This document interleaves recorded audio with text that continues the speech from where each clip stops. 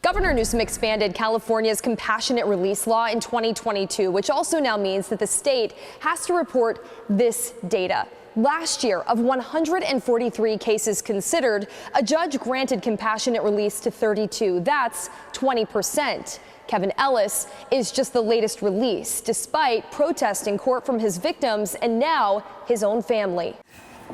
At Peggy Hamilton's home, there are happy memories frozen in time.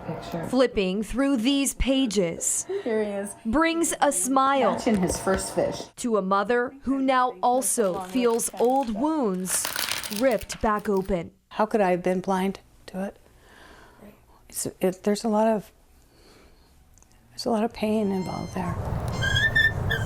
After Peggy broke off her near 10-year relationship with the man she shared a son with, the truth came only when the sheriff gave her a call. He said, "Do you have your boys?"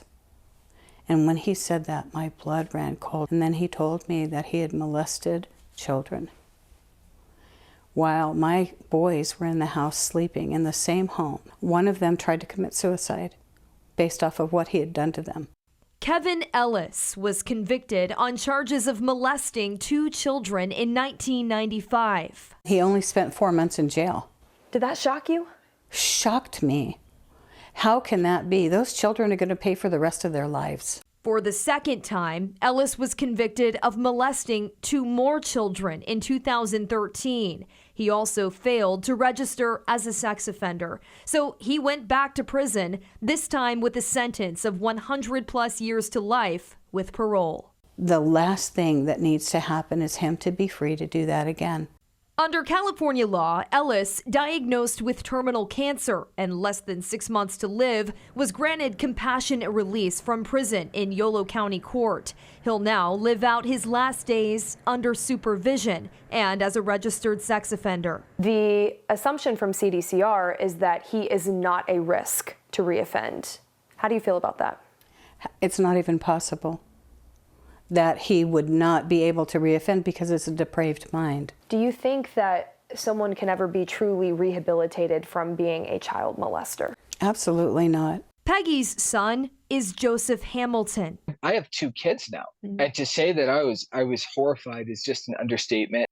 His whole life, he's wanted his father locked behind bars, fearing he will reoffend again. I don't care if he's on his deathbed. He still could. He still could if he wanted to. And even if he doesn't physically touch or harm a child, what is he looking up online? Joseph started a petition to amend the compassionate release law to exclude convicted child molesters. I am dedicating my life to fixing this. 2 people with hurt in their hearts forever, looking now to lawmakers for help. It's exactly why I'm doing this interview. That the good of the people is what the laws are based on and not the one person. He is a threat. Offenders who do not qualify for compassionate release are those sentenced to death, life in prison without parole, or first-degree murder of a peace officer. Kevin Ellis's family hopes that state lawmakers will expand that criteria to include any violent or sexual offender. Pretty powerful stuff there. Right now, the CDCR will not say where he will now live